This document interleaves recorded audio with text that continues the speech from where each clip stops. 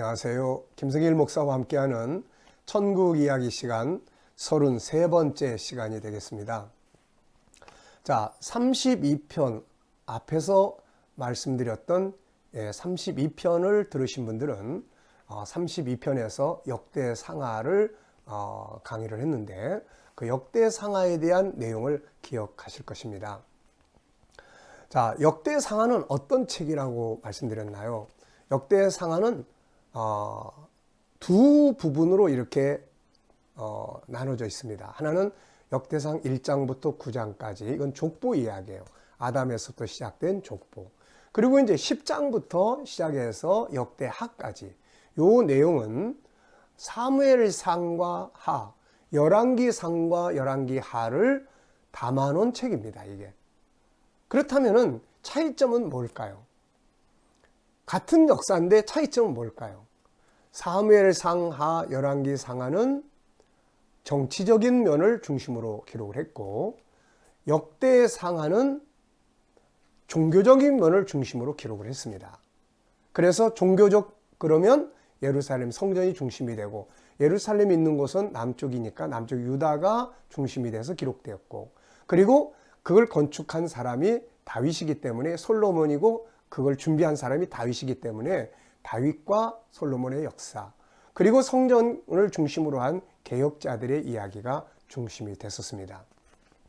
그리고 두 번째 중요한 특징은 바로 천국운동의 정통성이 어디로 흘러갔느냐 어디를 통해서 이루어져 가느냐 이걸 이제 설명하고 있어요. 천국운동은 아담에서부터 시작이 됐습니다.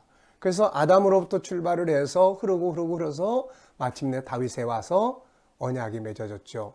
그리고 다윗 왕국이 솔로몬에게 넘어갔는데 솔로몬이 범죄하면서 나라가 남북으로 갈라집니다.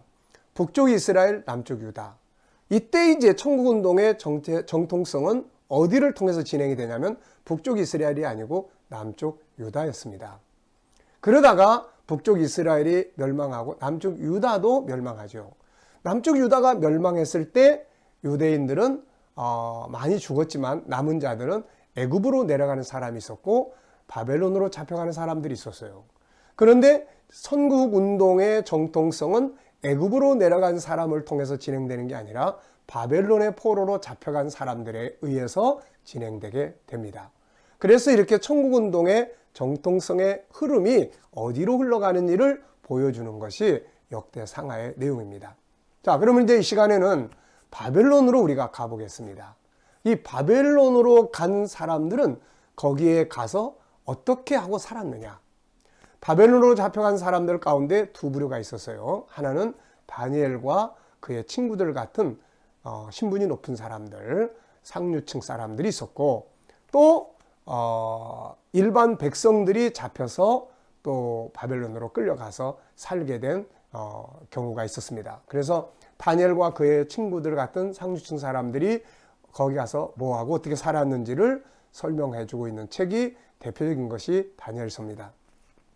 그리고 일반 백성들이 바벨론에 가서 주로 유프라테스 강변에서 이렇게 집단을 이루어서 살았는데 거기 가서 이 사람들이 뭐라고 살았는지를 보여주는 대표적인 또 성경은 시편 137편입니다.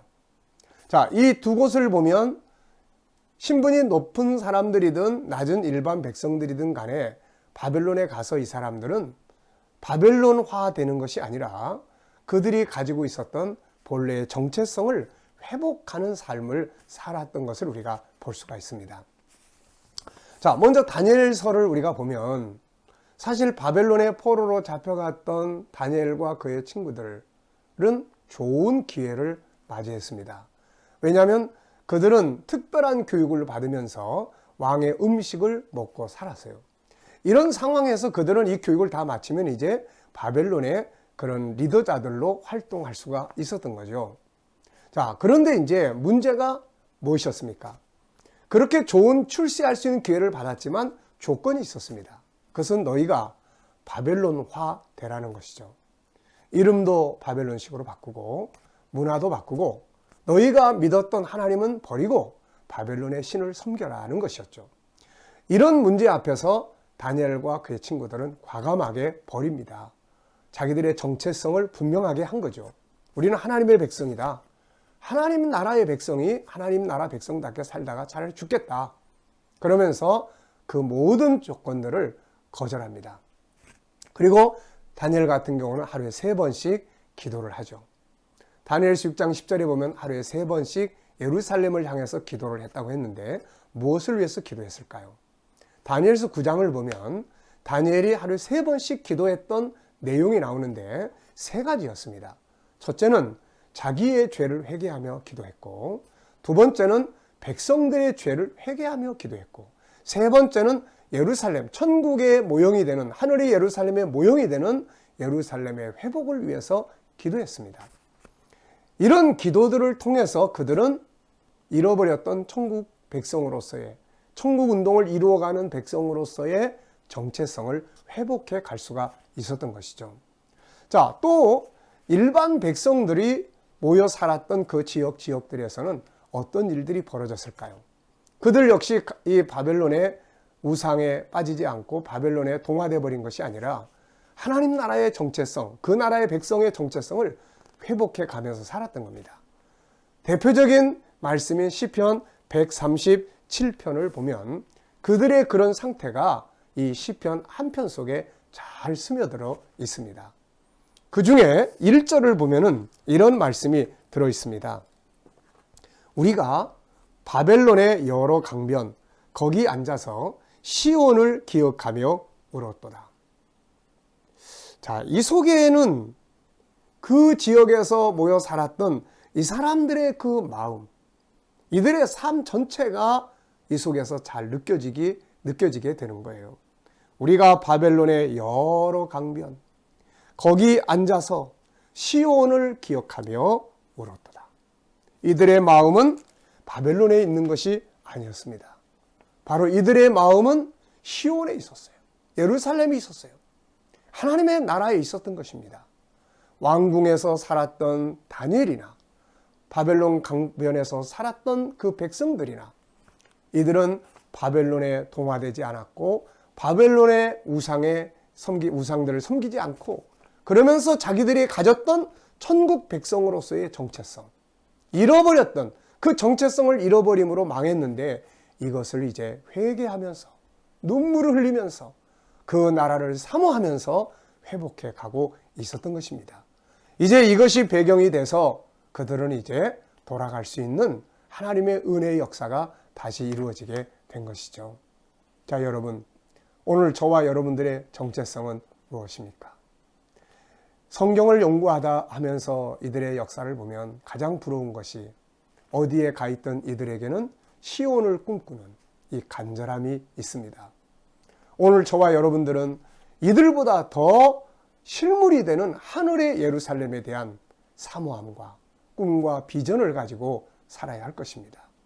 오늘 저와 우리 자녀들에게 과연 이 시온에 대한 사모함이 있는지 한번 생각해 보는 시간이 됐으면 합니다. 오늘의 말씀 여기서 마치겠습니다. 여기는 유브라데스 강입니다. 이곳에서 그들은 희망을 품고 노래했습니다. 그 이유는 바로 선지자들이 외쳤던 메시아와 그 나라에 대한 예언을 믿었기 때문이었습니다. 우리가 바벨론의 여러 강변 거기 앉아서 시온을 기억하며 울었도다. 당시 그들의 심정을 가장 잘 표현하고 있는 것이 시편 137편이었습니다. 그들은 선지자들의 예언을 기억하고 울었습니다. 다윗의 후손으로 오실 메시아, 그가 이루실 새로운 세계, 하나님의 나라, 영원하고 영원하고 영원한 나라. 그 시온을 바라보며 울며 노래했습니다.